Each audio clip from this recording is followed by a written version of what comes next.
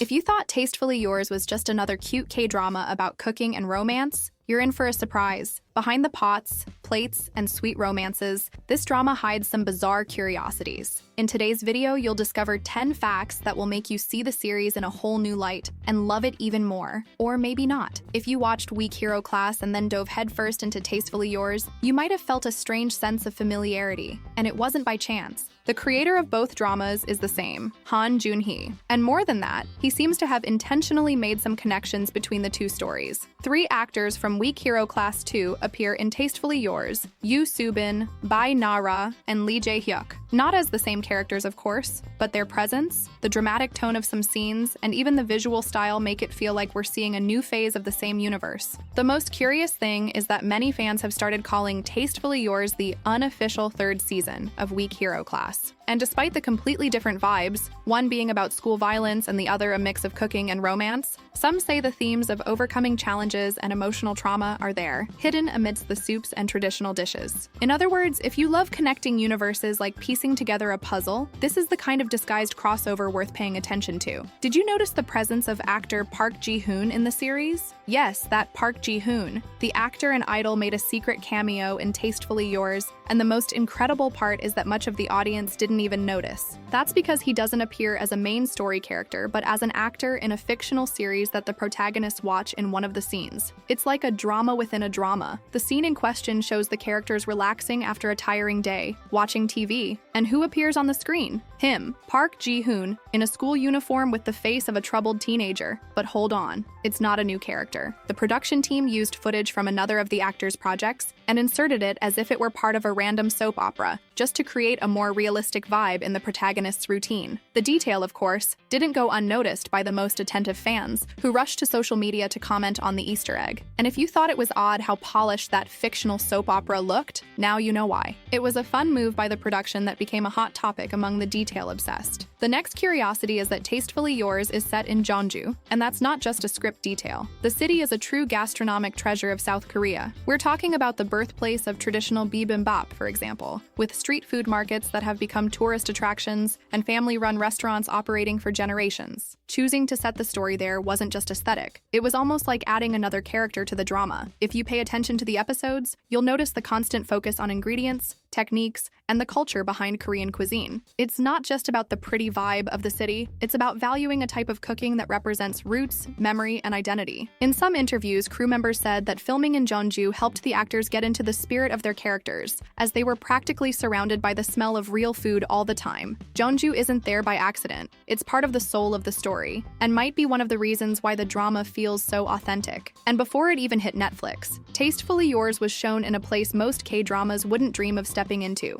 the 26th Jeonju International Film Festival. The first 2 episodes were presented to the audience and critics as if to say, "We know it's good, so you can watch it before everyone else." And it worked. The premiere was praised, especially for the chemistry between the leads and the warm cinematography, with plenty of close-up shots, soft lighting, and warm colors that make everything feel cozy. For a romantic drama with a culinary touch, there's nothing better than evoking that visual hug right from the start. This pre-premiere also served as a thermometer for the production. Seeing the live audience's reactions helped fine-tune some details in the post-production of later episodes. And let's be real, not every drama can say it was born on streaming, but got blessed by a film festival first. Classy stuff. And as I mentioned earlier, if you thought Tastefully Yours was well-crafted, with layered characters and a pace that hooks you without needing major plot twists, there's a reason for that. The creator of the series is Han Joon-hee, the same name behind Weak Hero Class. Han Joon-hee is known for giving depth to seemingly simple stories. He takes an everyday situation, like a student being bullied or 2 cooks competing for a restaurant, and turns it into an emotional battlefield. In Tastefully Yours, this shows up in the details: family trauma, the pressure to uphold traditions, the weight of failure, and of course, the small gestures that reveal what the characters feel but don't say. Plus, he has a knack for casting actors who click, and that's clear in the chemistry between Kang Han-ul and Go Min-si. They don't need grand declarations to convince the audience.